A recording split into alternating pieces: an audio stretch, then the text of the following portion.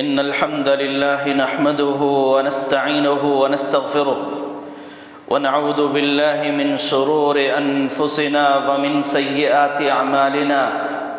من يهده الله فلا مضل له ومن يضلل فلا هادي له أشهد أن لا إله إلا الله وحده لا شريك له وأشهد أن محمدًا عبده ورسوله اللهم صل على محمد وعلى آل محمد كما صليت على إبراهيم وعلى آل إبراهيم إنك حميد مجيد اللهم بارك على محمد وعلى آل محمد كما باركت على إبراهيم وعلى آل إبراهيم إنك حميد مجيد أما بعد فإن خير الحديث كتاب الله وخير الهدي هدي محمد صلى الله عليه وسلم وشر الأمور محدثاتها وكل محدثة بدعة وكل بدعة ضلالة وكل ضلالة في النار يا أيها الذين آمنوا اتقوا الله حق تقاته ولا تموتن إلا وأنتم مسلمون يا أيها الناس اتقوا ربكم الذي خلقكم من نفس واحدة وخلق منها زوجها وبث منهما رجالا كثيرا ونساء واتقوا الله الذي تساءلون به والأرحام إن الله كان عليكم رقيبا يا أيها الذين آمنوا اتقوا الله وقولوا قولا سديدا يصلح لكم أعمالكم ويغفر لكم ذنوبكم ومن يطع الله ورسوله فقد فاز فوزا عظيما أما بعد فقد قال الله عز وجل في محكم تنزيله أعوذ بالله من الشيطان الرجيم بسم الله الرحمن الرحيم هل أتاك حديث الغاشية وجوه يومئذ خاشعة عاملة ناصبة تصلى نارا حامية وقال النبي صلى الله عليه وسلم كل أمتي يدخلون الجنة إلا من أبى قيل من يأبى يا رسول الله قال من أطاعني دخل الجنة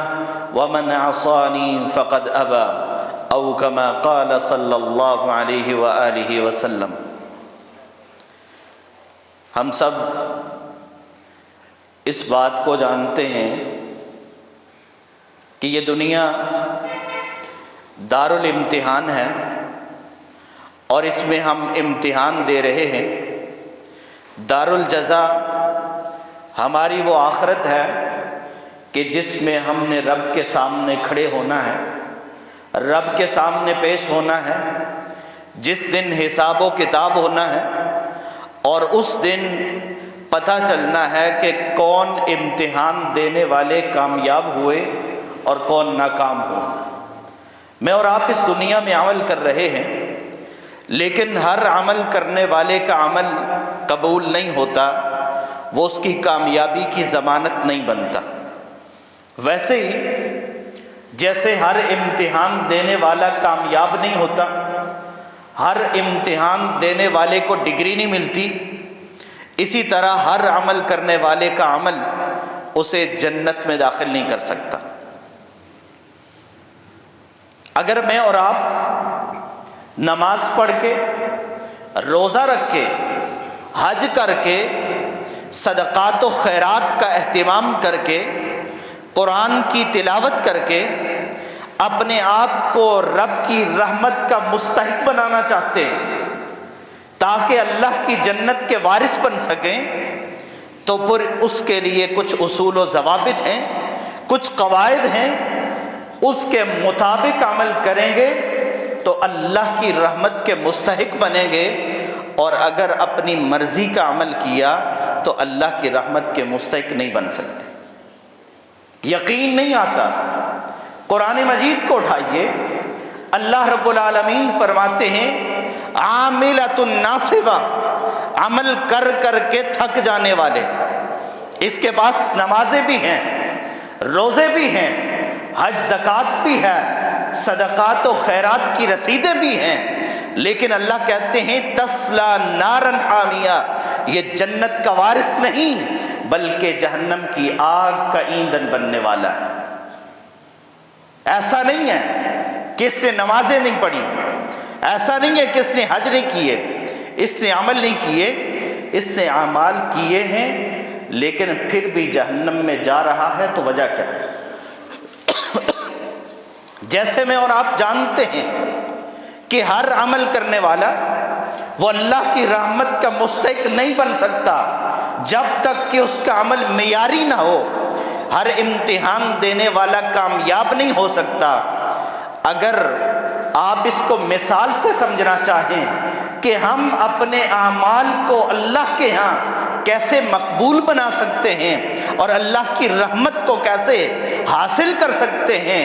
تو جس طرح دنیا کے امتحان میں اصول و ضوابط ہیں، اسی طرح آخرت کے اس امتحان میں بھی اصول و ضوابط ہیں۔ میرا اور آپ کا بچہ اگر امتحان دینا چاہتا ہے، ڈگری لینا چاہتا ہے، اگلی کلاس میں جانا چاہتا ہے، تو اس کے لیے پہلا ضابطہ یہ ہے، پہلا اصول یہ ہے کہ جس بورڈ کا اس نے انتخاب کیا ہے اس بورڈ میں اپنی رجسٹریشن کروائے۔ اگر آپ پنڈی بورڈ میں اپنے بچے کو داخلہ دلوانا چاہتے ہیں، امتحان دلوانا چاہتے ہیں، اور آپ نے جا کے رجسٹریشن نہیں کروائی اور ان کے فارم کو فل نہیں کیا، آپ کا اور میرا بچہ کیا خیال ہے میٹرک کے امتحان میں بیٹھنے کے قابل ہے؟ اسے بٹھا دیا جائے گا، رول نمبر مل جائے گا؟ جب میں اور آپ بڑی ڈگریاں لینا چاہتے ہیں، سب سے پہلا کام یہ ہوتا ہے کہ اس ادارے میں رجسٹریشن کروانی ہوتی ہے۔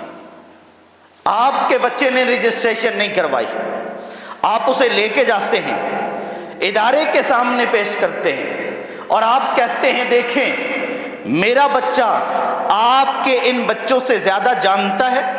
اس کے پاس تعلیم زیادہ ہے اور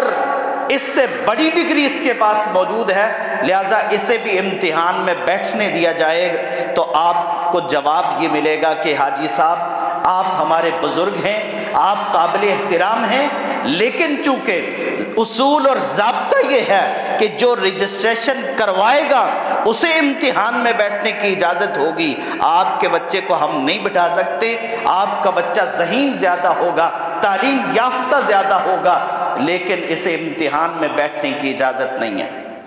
ایسے ہی ایک شخص اگر اس نے اللہ کے بورڈ میں داخلہ نہیں لیا، اس نے لا الہ الا اللہ محمد الرسول اللہ کا اقرار نہیں کیا، اللہ کی توحید کو نہیں مانا، وہ بھلے ساری زندگی لوگوں کی خدمت کرتا رہے، لوگوں کے کام آتا رہے اور لوگوں کے لیے اپنے ہاتھ اور پلکیں بچھاتا رہے اور سارے اس سے خوش ہوں، راضی ہوں، یہ اللہ کے بورڈ میں اس نے رجسٹریشن ہی نہیں کروائی۔ میرے اور آپ کے رب کا جو بورڈ ہے وہ دین ہے، وہ اسلام ہے، وہ شریعت ہے، اور قرآن مجید میں اللہ تعالیٰ فرماتے ہیں ان الدین عند اللہ الاسلام، دنیا کے بڑے بورڈ ہیں لیکن رب کا ایک ہی بورڈ ہے اور وہ اسلام ہے۔ وَمَن يَبْتَغِ غَيْرَ الْإِسْلَامِ دِينًا فَلَن يُقْبَلَ مِنْهُ، اس اسلام کے علاوہ اگر کوئی شخص کسی اور بورڈ میں داخلہ لے کے آتا ہے، اپنے آپ کو یہودی کہلاتا ہے، عیسائی کہلاتا ہے، قادیانی کہلاتا ہے، کوئی دوسرا نام رکھ لیتا ہے، اللہ کے بورڈ میں اس نے رجسٹریشن نہیں کروائی، ساری زندگی سجدے میں بھی گزار دے تو اللہ کے ہاں کسی کام کا نہیں۔ بنیادی اور پہلی شرط یہ ہے کہ دین اسلام میں داخل ہوں، اور اس بورڈ میں رجسٹریشن کے لیے مجھے اور آپ کو کیا کرنا پڑتا ہے؟ لا الہ الا اللہ محمد الرسول اللہ کا اقرار کرنا پڑتا ہے، اللہ کی توحید کو ماننا ہوتا ہے۔ اگر کسی شخص نے کلمہ پڑھنے کے بعد بھی توحید کو نہیں سمجھا تو یہ اللہ کے بورڈ میں داخل نہیں ہوا۔ اللہ رب العالمین ایسے شخص کے بارے میں جس نے بڑے کام کیے ہوں گے لیکن اللہ کے بورڈ میں اس نے رجسٹریشن ہی نہیں کروائی، داخلہ ہی نہیں لیا، فرماتے ہیں وَقَدِمْنَا إِلَى مَا عَمِلُوا مِنْ عَمَلٍ فَجَعَلْنَاهُ هَبَاءً مَنْثُورًا، ہم ایسے لوگوں کے اعمال کو راکھ بنا کے اڑا دیں گے، ان کی کوئی حیثیت نہیں ہوگی اللہ کے ہاں۔ اللہ کے ہاں اپنے اعمال کو قبول کروانا ہے، مقبول کروانا ہے، اللہ کی رحمت چاہیے، سب سے پہلی چیز توحید کا اقرار کرنا، اللہ کے دیے ہوئے بھیجے ہوئے دین میں داخل ہونا، جس کو مکمل کر کے رب نے اعلان کر دیا تھا الیوم اکملت لکم دینکم واتممت علیکم نعمتی ورضیت لکم الاسلام دینا، کہ میں نے تمہارے لیے دین اسلام کو مکمل کر دیا ہے، میں نے اس کو پسند کر لیا ہے، میں نے اس کا انتخاب کر لیا ہے۔ اس انتخاب کے بعد کوئی بندہ کسی اور راستے کا انتخاب کرتا ہے تو اللہ کے ہاں وہ قبول نہیں کیا جاتا، اور جو ماننے کے باوجود، اقرار کرنے کے باوجود اس وعدے کو پورا نہیں کرتا، وائلیشن کرتا ہے، اللہ رب العالمین اس کے بارے میں فرماتے ہیں وَمَن يُشْرِكْ بِاللَّهِ، جو بندہ بھی، چاہے اس نے رجسٹریشن کروائی تھی یا نہیں کروائی، وَمَن يُشْرِكْ بِاللَّهِ، جس نے اللہ کے ساتھ کسی کو شریک کر لیا، فَقَدْ حَرَّمَ اللَّهُ عَلَيْهِ الْجَنَّةَ، اللہ نے اس کے اوپر جنت کو حرام کر دیا، اس کی رجسٹریشن کینسل کر دی جاتی ہے اگر یہ کلمہ پڑھنے کے بعد بھی رب کے ساتھ کسی کو شریک کر لیتا ہے۔ میں اور آپ لا الہ الا اللہ کا اقرار کرنے کے بعد، محمد الرسول اللہ کا اقرار کرنے کے بعد، اگر اللہ کی توحید کو نہیں سمجھتے اور اللہ کی توحید کے مقابلے میں ہم نے اپنے اپنے رب، اپنے اپنے الہ، اپنے اپنے معبود اور اپنے اپنے مشکل کشا بنا رکھے ہیں، تو یاد رکھیں کہ اللہ تعالیٰ پھر ہماری نمازوں کو نہیں دیکھتے، ہمارے روزوں کو نہیں دیکھتے، ہمارے حج زکوٰۃ کی پرواہ نہیں کرتے، بلکہ اعلان کر دیتے ہیں وَمَن يُشْرِكْ بِاللَّهِ، کہ جس نے بھی میرے ساتھ کسی کو شریک کر لیا ہے فقد حرم اللہ علیہ الجنہ، اللہ نے اس کے اوپر جنت کو حرام کر دیا۔ اور کس نے حرام کیا ہے؟ میرے اور آپ کے رب نے حرام کیا ہے، جسے کوئی مجبور کرنے والا نہیں ہے، جس کے سامنے اس کی اجازت کے بغیر سفارش کرنے والا نہیں ہے، اور جسے کوئی دھوکہ دے نہیں سکتا، اور جسے کوئی لالچ دیا نہیں جا سکتا۔ اس رب نے فیصلہ کر دیا ہے کہ جو میرے ساتھ شریک کر کے آئے گا، بھلے اس نے نمازیں پڑھی ہو، بھلے اس نے روزے رکھے ہو، بھلے اس نے نمازیں پڑھ کے اللہ کو راضی کرنے کی کوشش کی ہو، رب اس سے راضی نہیں ہوگا جس نے میرے رب کے ساتھ کسی کو شریک کر لیا۔ اس کے اعمال ضائع ہو جائیں۔ اور صرف میری اور آپ کی کیا حیثیت ہے؟ ہم تو ہیں کس باغ کی مولی؟ اللہ رب العالمین قرآن مجید میں فرماتے ہیں، سورہ زمر کو اٹھائیے، اپنے پیغمبر سے مخاطب ہو کے کہا وَلَقَدْ أُوحِيَ إِلَيْكَ وَإِلَى الَّذِينَ مِن قَبْلِكَ، اے پیغمبر ہم نے آپ کی طرف بھی وحی بھیجی ہے، آپ سے پہلے بھی ہم نے یہ پیغام دیا ہے، نبیوں اور رسولوں کو یہ وحی کی ہے لَإِنْ أَشْرَكْتَ لَيَحْبَطَنَّ عَمَلُكَ، اگر آپ نے بھی میرے ساتھ کسی کو شریک کر لیا آپ کے اعمال بھی ضرور برباد ہو جائیں گے۔ اور تاکید کے ساتھ اللہ رب العالمین فرماتے ہیں اے پیغمبر، اے محبوب کائنات، اللہ کے رسول صلی اللہ علیہ وسلم، ساری کائنات ایک پلڑے میں ہو، میرے اور آپ کے محبوب دوسرے پلڑے میں ہو، آپ پھر بھی ساری کائنات سے اعلیٰ ہیں، لیکن اللہ کہتے ہیں اے پیغمبر آپ کی امتی ہی نہیں، ہم نے تمام نبیوں کو، رسولوں کو یہ پیغام دیا ہے کہ آپ نے بھی اگر ہمارے ساتھ کسی کو شریک کر لیا آپ کے اعمال بھی ضائع ہو جائیں گے، برباد ہو جائیں گے، نتیجہ یہ نکلے گا عمل تو ہوں گے لیکن اللہ کی جہنم سے پھر بھی بچانے والا کوئی نہیں ہوگا۔ تو پہلا کام، میرا اور آپ کا بچہ امتحان دینا چاہتا ہے، رجسٹریشن کروائے، کامیابی تب مل سکتی ہے، میں اور آپ آخرت کا امتحان دے رہے ہیں، ضروری ہے کہ ہم رب کے دین میں رجسٹریشن کروائیں اور پھر رب کے حکم کے مطابق اللہ کی توحید پہ قائم رہیں۔ کب تک قائم رہیں؟ دنیا میں تکلیفیں بھی آتی ہیں، آزمائشیں بھی آتی ہیں، ضرورتیں بھی پڑ جاتی ہیں، آخر کس وقت تک ہم نے اس توحید پہ قائم رہنا ہے؟ کب تک قائم رہنا ہے؟ میرے اور آپ کے پیغمبر نے صحابہ کی تربیت کی اور اس قدر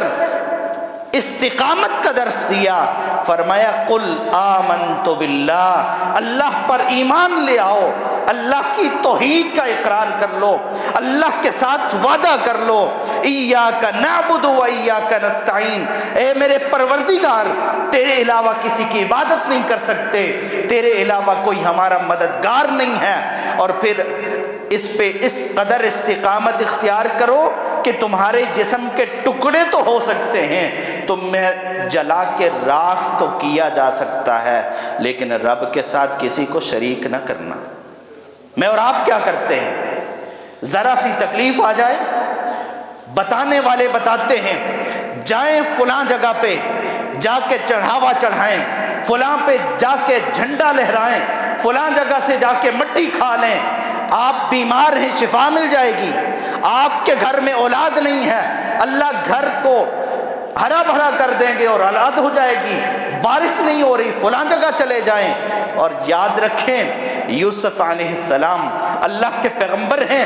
جیل میں ہیں، اور جیل کے ساتھ ہی سوال کرتے ہیں، خواب کی تعبیر پوچھتے ہیں، اور موقع پا کے توحید کا درس دینے والے پیغمبر کہتے ہیں مجھے میرے سوال کا جواب دو، اس کے بعد تمہارے خواب کی تعبیر بھی ملے گی. لیکن بتاؤ تو صحیح، ارباب متفرقون خیر ام اللہ الواحد القہار، کیا چھوٹے چھوٹے مختلف الہ بنا لینا یہ بارش برسانے والا ہے، یہ اولاد دینے والا ہے، یہ رزق دینے والا ہے،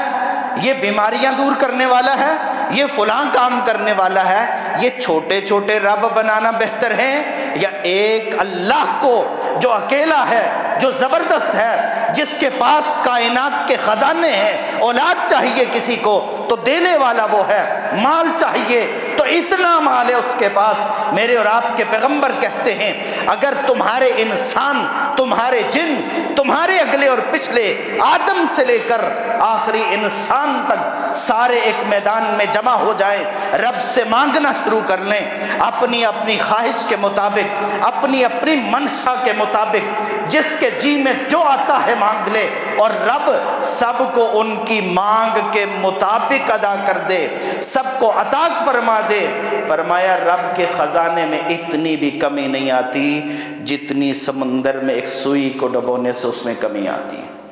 جس رب کے خزانے اتنے وسیع ہیں، کیا اس ایک رب سے مانگنا بہتر ہے یا مختلف الہ بنا لینا؟ کوئی چیز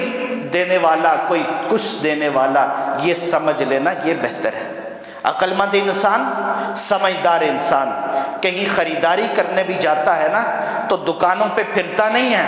ایسی جگہ کا انتخاب کرتا ہے جہاں اس کی ضرورت کی ساری چیزیں ملتی ہوں. کوئی چیز نہ ملے تو کسی اور سے لیتا ہے. میرے اور آپ کے رب کے پاس تو ساری چیزیں ہیں. اس لیس کمثلہ شیء، اس رب کی تو کوئی مثال ہی نہیں ہے. اس رب سے مانگتے ہوئے ہم دائیں بائیں کیوں ہوتے ہیں کہ بیمار ہیں تو فلاں جگہ جائیں، اولاد نہیں ہے تو فلاں جگہ جائیں، رزق میں تنگی ہے تو فلاں جگہ جائیں. یہ رب کے ساتھ بے وفائی ہے، اور جس نے یہ بے وفائی کی، اللہ کا حکم یہ ہے، اللہ کا فیصلہ اور قانون یہ ہے کہ وہ بھلے نمازیں پڑھتا ہو، وہ روزے رکھتا ہو، وہ حج کرتا ہو، اللہ نے اس کو جہنم کی آگ کا ایندھن بنانا. ان اللہ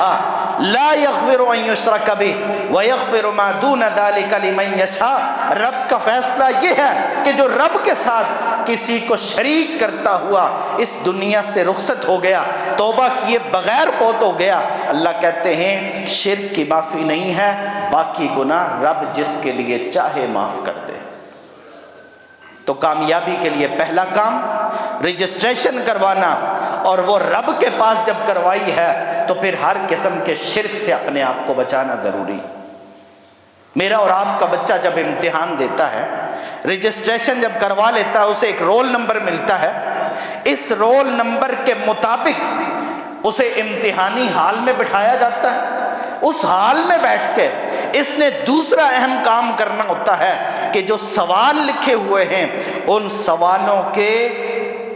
مطابق جواب دینا ہے. میں اور آپ رب کے ساتھ وعدہ کر کے رب کے بورڈ میں شریک ہو گئے، ہمیں رول نمبر ملا، مسلمان کہا گیا، اب اس اسلام پہ میں نے اور آپ نے امتحان دینا ہے، یہ امتحانی حال ہے، اور مجھے اور آپ کو جو سوال دیے گئے ہیں اس کے مطابق میں نے اور آپ نے جواب لکھنے ہیں۔ اگر کوئی بچہ سوالوں کے جواب اپنی مرضی سے لکھتا رہے، نصاب کے مطابق نہ لکھے، یا جو سوال ہے اس کے مطابق نہ ہو، اپنی مرضی سے جواب لکھتا رہے، تو کیا خیال ہے آپ کے ہم پنڈی بورڈ میں اسے پاس کر دیا جاتا ہے؟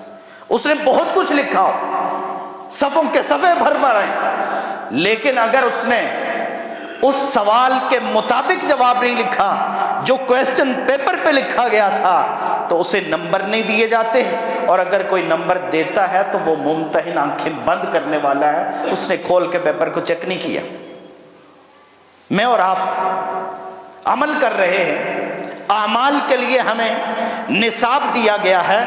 کہ تمہیں دو چیزیں دی جا رہی ہیں، ان کو مضبوطی سے تھامنا ہے، ان کے مطابق سوال ہوں گے، ان سوالوں کے جواب لینے۔ رب پوچھے گا حج کر کے آئے ہو کہ نہیں، یہ کہے گا حاجی ہوں، بلکہ الحاج ہوں۔ کس کے طریقے کے مطابق حج کیا؟ اللہ جیسے لوگ کرتے تھے ویسے کر لیا ہے۔ کیا خیال ہے جواب ٹھیک ہو؟ نماز پڑھ کے آئے ہو کہ نہیں؟ جواب دے گا اللہ 5 وقت کا نمازی تھا، تہجد کی نماز بھی کبھی نہیں چھوٹی، سردیوں گرمیوں میں تیرے گھر میں جا کے نماز پڑھتا تھا۔ لیکن اگلا سوال کہ نماز کس کے طریقے پہ پڑھ کے آئے ہو؟ صلو کما رأیتمونی اصلی، پیغمبر نے کہا تھا لوگوں نماز ویسے پڑھو جیسے میں پیغمبر پڑھتا ہوں۔ تم نمازی ہو مان لیا، لیکن بتاؤ تو صحیح کس کے طریقے کی نماز پڑھتے رہے؟ اگر طریقہ بتا دیا کہ پیغمبر کے طریقے کی پڑھی ہے پھر تو کامیاب ہیں، اور اگر کسی اور کے طریقے کی پڑھتے رہے، ماں باپ جیسے پڑھتے تھے اللہ ویسے پڑھی ہے، جیسے لوگ پڑھتے تھے ویسے پڑھی ہے، جیسے فلاں اور فلاں پڑھتے تھے ویسے پڑھی ہے، تو کیا سمجھتے ہیں کہ یہ نصاب کے مطابق جواب؟ روزہ رکھنے والا اللہ سوال کریں گے بندے کیا لے کے آیا ہے، روزہ رکھا ہے یا نہیں رکھا؟ تیرے اوپر روزے فرض تھے، رمضان کا مہینہ آیا، تو صحت مند تھا، روزے رکھ سکتا تھا، رکھے یا نہیں رکھے؟ کہتا ہے اللہ رمضان ہی کیا، میں تو سوموار اور جمعرات کو بھی رکھتا رہا، میں تو بڑی شبراتیں گزار کے آیا ہوں، روزے بھی بڑے رکھے ہیں۔ سوال ہوگا کس کے طریقے پہ رکھے ہیں؟ میں نے پیغمبر بھیجا تھا، لقد کان لکم فی رسول اللہ اسوۃ حسنہ، پیغمبر کو بھیج کے میں نے تمہیں نصاب دیا تھا، اس پیغمبر کے مطابق روزے رکھنا۔ تم کس کے مطابق رکھتے رہے ہو؟ اگر جواب دیتا رہے کہ اللہ میں نے فلاں کے طریقے کے رکھے ہیں، فلاں کے طریقے کے رکھے ہیں، تو کیا خیال ہے یہ جواب ٹھیک ہو جائے گا؟ اللہ کے ہاں کامیاب ہو جائے گا؟ نہیں، کامیاب وہ ہوگا جو ایک ایک عبادت لے کے آیا تو رب کے سامنے پیش کر کے کہتا ہے اللہ میں نے نماز ویسے پڑھی تھی جیسے تیرے پیغمبر نے دی تھی، میں نے روزہ ویسے رکھا تھا جو تیرے پیغمبر نے سکھایا تھا، میں نے حج کا ایک ایک کام تیرے پیغمبر کے طریقے کے مطابق کیا ہے، میں نے قرآن کی تلاوت بھی کی ہے تو تیرے پیغمبر کو دیکھا ہے، تیرے پیغمبر کے طریقے کے مطابق کیا ہے، تو پھر یہ انسان کامیاب ہے۔ یہ امتحان میں کم سوالوں کے بھی جواب دے رہا ہے نا، تو کم از کم نمبر تو لے رہا ہے، لیکن دوسرے نے بہت کچھ بھی کیا ہے لیکن سوال کے مطابق نہیں ہے، نصاب کے مطابق نہیں ہے، تو یہ ناکام ہو جاتا ہے، کاٹا مار دیا جاتا ہے، کوئی نمبر نہیں دیا جاتا۔ اسی طرح میں اور آپ عمل کر رہے ہیں، اگر میرا اور آپ کا چھوٹا سا عمل یا بڑے سے بڑا عمل پیغمبر کے طریقے کے مطابق ہوگا، اسوہ نبوی کے مطابق ہوگا، اسے بڑی اللہ کے ہاں قبولیت ملے گی۔ اور اگر طریقہ پیغمبر کا نہ ہوا تو پیغمبر کہتے ہیں کل امتی یدخلون الجنہ، میری ساری امت جنت میں جائے گی، میرے نام لینے والے میری امت کے لوگ سارے کے سارے جنت میں جائیں گے، الا من ابا، مگر وہ شخص جنت میں نہیں جائے گا جو جنت میں جانے سے خود انکار کر دے۔ کیا خیال ہے آپ میں سے کوئی انکار کرے گا؟ اسے بتایا جا رہا ہو یہ جنت ہے، اس میں داخل ہو جاؤ، کوئی شخص انکار کرے گا؟ لیکن اللہ کے پیغمبر کہتے ہیں من اطاعنی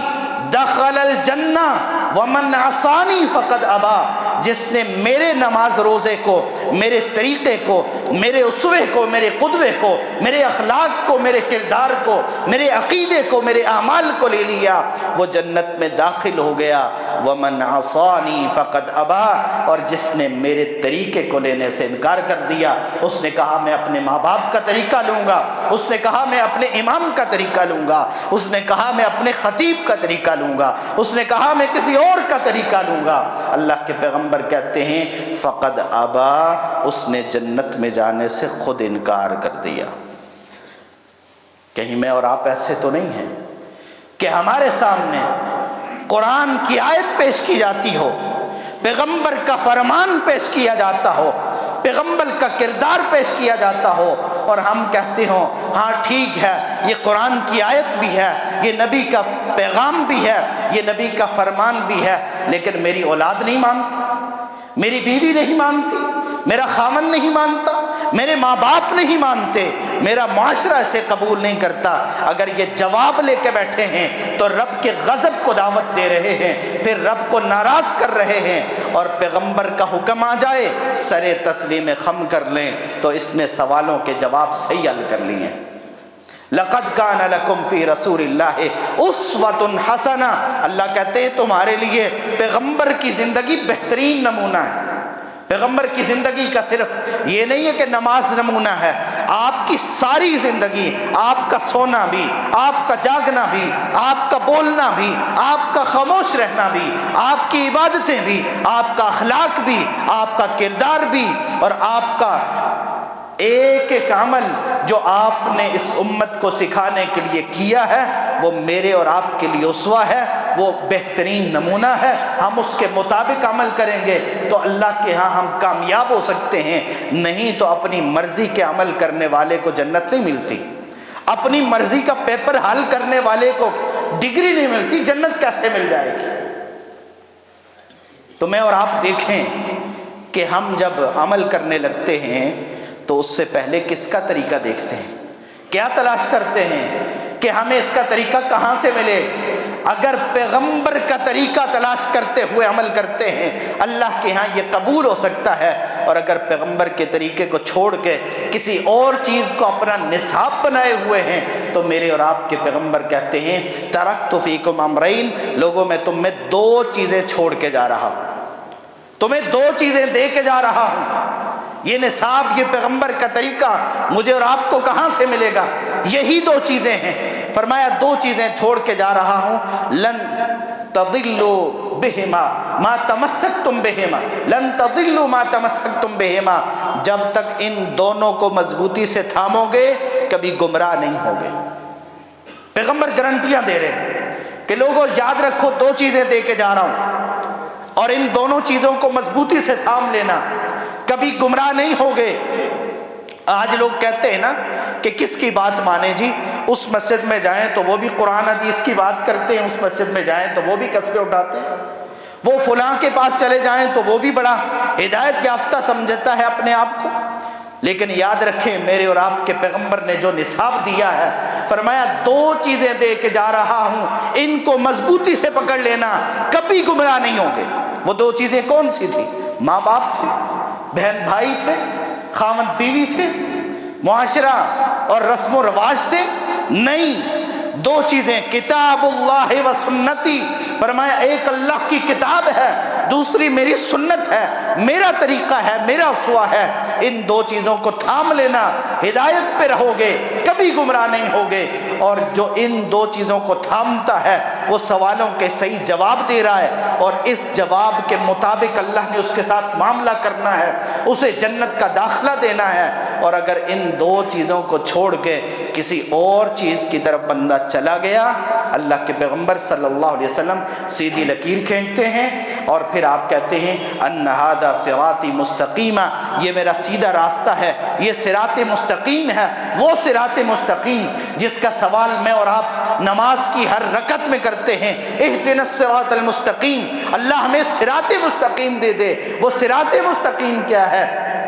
وہ پیغمبر کا راستہ ہے، پیغمبر کا طریقہ ہے، پیغمبر نے دو چیزیں دی ہیں، وہی صراط مستقیم ہیں۔ پھر آپ نے دائیں بائیں چھوٹی چھوٹی لکیریں کھینچی اور فرمایا یہ شیطان کے راستے ہیں، شیطان ان راستوں پہ کھڑا ہے، دعوتیں دے رہا ہے، بڑی مزین انداز سے دیتا ہے، بڑے پیار اور محبت سے دیتا ہے، اپنی طرف کھینچنے کی کوشش کرتا ہے، لیکن جو سیدھے راستے پہ قائم رہا وہ جنت میں پہنچے گا، اور جو دائیں بائیں کی دعوتیں دیکھ کے، ان کا اسلوب خطابت دیکھ کے، ان کا اسلوب بیان دیکھ کے، ان کا اخلاق دیکھ کے ان کی گمراہی کا شکار ہو گیا، فرمایا وہ جہنم میں جانے والا ہے۔ دو چیزیں ہوئی، میرا اور آپ کا بچہ امتحان دینے کے بعد وہ اپنے ماں باپ کے پاس پیپر اٹھا کے گھر لے گیا، ممتحن کے پاس جمع کرا کے نہیں گیا۔ جس ممتحن نے مارکنگ کرنی تھی، جس ممتحن نے اسے نمبر دینے تھے، اس کے پاس جمع نہیں کروائے، سوالوں کے جواب لکھے ہیں، بہترین لکھے ہیں، بڑی محنت کی ہے، بڑی تیاری تھی اس کی، لیکن جواب لکھ کے اپنے ماں باپ کو جا کے دکھا رہا ہے، ابو دیکھیں آپ کا بیٹا کتنا ذہین ہے، اس نے کیا کچھ لکھا ہے، میں نے سارے سوالوں کے صحیح جواب لکھے ہیں، یہ آپ کے بیٹے کا پرچہ ہے۔ کیا خیال ہے باپ دیکھ کے خوش ہو؟ کہے گا ارے بے وقوف، اس کو جمع کرا کے آنا تھا، نمبر تو تب ملتے جب اسے ممتحن کے پاس چھوڑ کے آتا، پیپر لکھ کے گھر لے آیا ہے مجھے دکھانے کے لیے، تجھے کہاں کے نمبر ملیں گے؟ آپ کے اگر کوئی بچہ پیپر حل کر کے اٹھا کے ساتھ گھر لے آئے، کیا خیال ہے اسکول والے پاس کر دیتے ہیں؟ نمبر مل جاتے ہیں اسے؟ میں اور آپ، توحید بھی ہماری بڑی پختہ ہو گئی، ایک ایک عمل ہم نے سنت کے مطابق بھی کر لیا، ظاہری طور پر ہم نے ہر چیز کو برابر سنت کے مطابق کر لیا، لیکن حج کر کے لوگوں کو دکھانے کے لیے لے آئے، الحاج بننے کے لیے حج کر لیا، تو کیا خیال ہے اللہ کے ہاں قبول ہو جائے گا؟ نماز پڑھی ہے، دل میں یہ خیال ہے لوگ مجھے حاجی اور نمازی کہیں، زکوٰۃ دی ہے، لیکن دل میں یہ سوچ رہے ہیں کہ لوگ چلیں خوش ہو جائیں گے کہ بڑا خرچ کرنے والا بندہ ہے، یہ جہاد کرنے والا، اس نے اپنی جان قربان کر دی ہے، شہید ہو کے آ گیا ہے، لیکن فکر کیا ہے کہ لوگ مجھے بہادر کہیں۔ تو کیا خیال ہے یہ پیپر حل کر کے اس نے رب کے پاس جمع کرائے ہیں اپنے اعمال، یا لوگوں کو دکھانے کے لیے کیے؟ بڑی عبادتیں کی، رمضان کا مہینہ آ رہا ہے، اس نے راتوں کو قیام بھی کیا ہے، دن کو روزے بھی رکھتا رہا ہے، قرآن کی تلاوت بھی ہوتی رہی، ہر خیر کے کام میں حصہ بھی لیتا رہا۔ اس نے پیغمبر کا فرمان سنا تھا، پیغمبر کے بارے میں سنا تھا کہ پیغمبر تیز ہواؤں سے زیادہ خرچ کرنے والے تھے رمضان میں، اس نے بڑا خرچ بھی کر لیا، لیکن دل میں خیال یہ ہے سب کچھ کرنے کے باوجود کہ لوگ میری تعریفیں کریں، لوگ میرے تذکرے کریں، لوگ میرا نام لیں، تو کیا خیال ہے پھر رب کے ہاں اس کو کوئی نمبر مل سکتا؟ جس بندے نے عملی لوگوں کو دکھانے کے لیے کر لیا یا اللہ کے لیے کیا، لیکن اس کے بعد لوگوں کو بتاتا پھرتا ہے کہ میں نے یہ بھی کیا ہے، یہ بھی کیا ہے، یہ بھی کیا ہے، ایسے بندے نے اپنا پیپر حل کر کے، محنت کر کے، مشقتیں اٹھا کے، سب کچھ کر کے بھی اپنے عمل کو ضائع کر دیا۔ ایسے ہی جیسے ناسمجھ سا بچہ